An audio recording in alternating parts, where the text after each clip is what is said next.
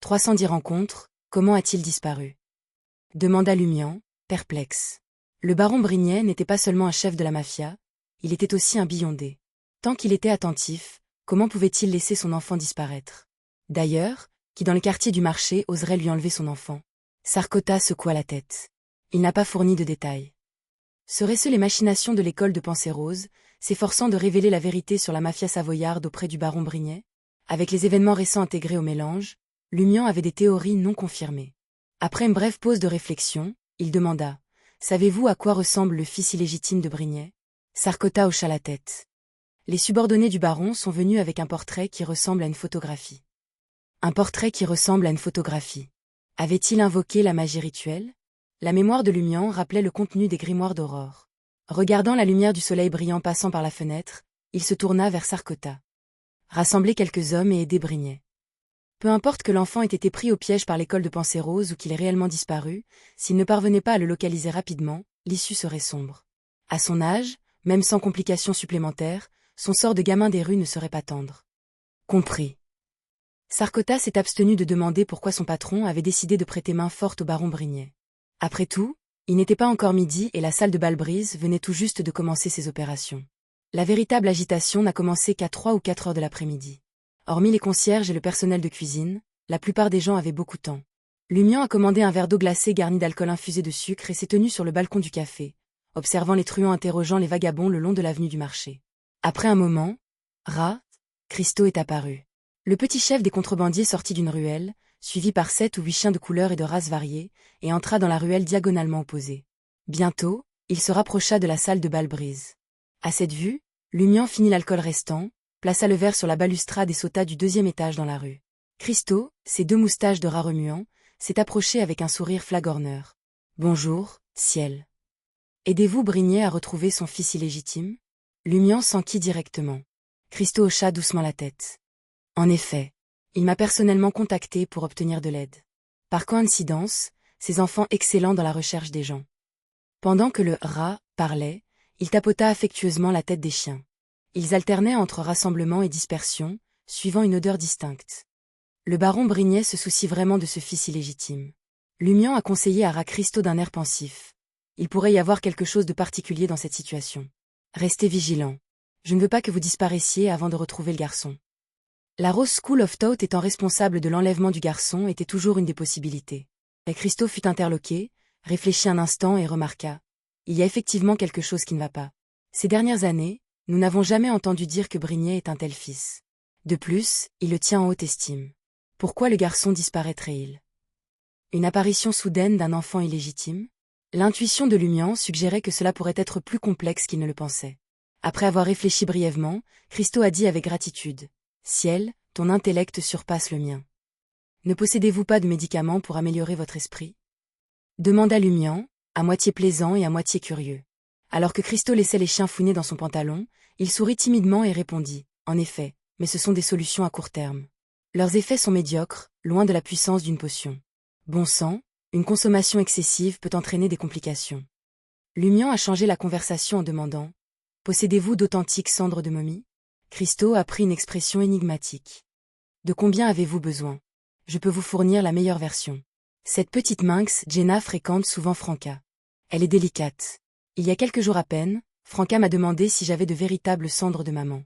Tesca, même le patron a des problèmes. Ciel avait également de nombreuses danseuses et actrices comme maîtresses. Malgré sa jeunesse, il comptait toujours sur la médecine. Je veux dire les vraies cendres de maman. Lumian lui caressa le menton. Je ne le fais pas. Christo secoua la tête.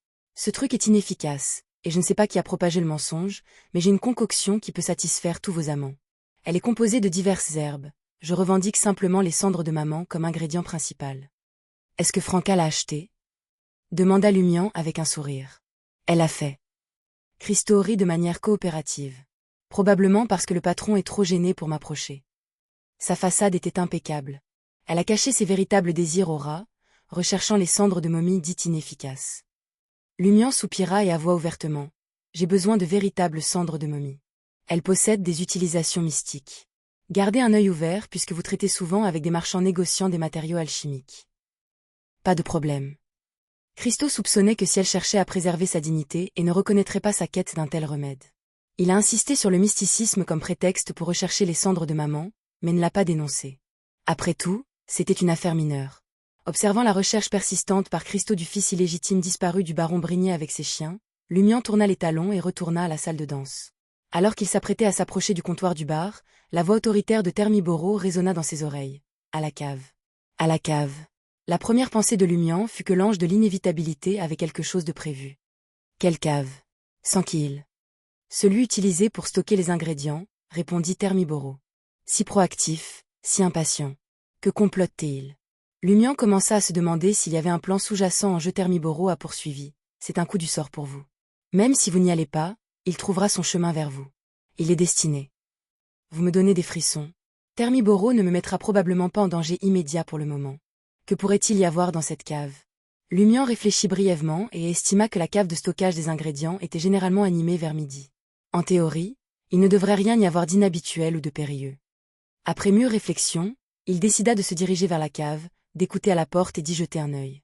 S'il sentait quelque chose de mal, il écrirait à Madame la magicienne et lui demanderait s'il devait suivre les conseils de Thermiboro et entrer. Au milieu des salutations des chefs, des aides de cuisine, des bricoleurs et des plongeuses, Lumian traversa la cuisine et descendit les escaliers jusqu'à la cave de stockage des ingrédients. La porte en bois brun foncé de la cave était bien fermée, comme d'habitude. Lumian tendit l'oreille, écoutant attentivement tout signe d'activité. Un léger bruit de mastication parvint à ses oreilles. Ce n'était pas un son dramatique, dépourvu de l'horrible notion d'une créature dévorant de la chair. Il ressemblait plutôt à un clochard rongeant de la nourriture après une longue période de faim. Quelque chose ne va définitivement pas. Lumian poussa prudemment la porte de la cave. La lumière des escaliers s'infiltrait, révélant une silhouette. C'était un garçon de 7 ou 8 ans, dos à Lumian. Il avait des cheveux jaunes courts, un manteau caramel, des bas blancs et des chaussures en cuir noir sans bretelles. Derrière lui se trouvait un cartable rouge foncé qui semblait un peu lourd et solide. Lumian trouva la tenue étrangement familière. Soudain, il s'est rappelé où il l'avait vu auparavant. Le fils illégitime du baron Brignet.